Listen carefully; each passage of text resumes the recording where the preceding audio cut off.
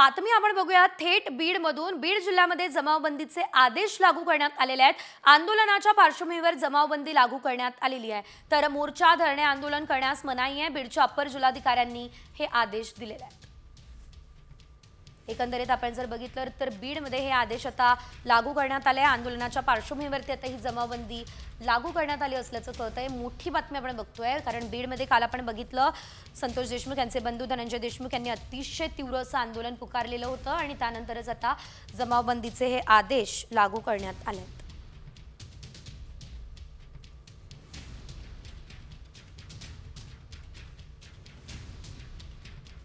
बातमी आपण बघूया थेट बीडमधून। बीड जिल्ह्यामध्ये जमावबंदीचे आदेश लागू करण्यात आलेले आहेत। आंदोलनाच्या पार्श्वभूमीवर जमावबंदी लागू करण्यात आलेली आहे, तर मोर्चा धरणे आंदोलन करण्यास मनाई आहे। बीडच्या अप्पर जिल्हाधिकाऱ्यांनी हे आदेश दिलेले आहेत।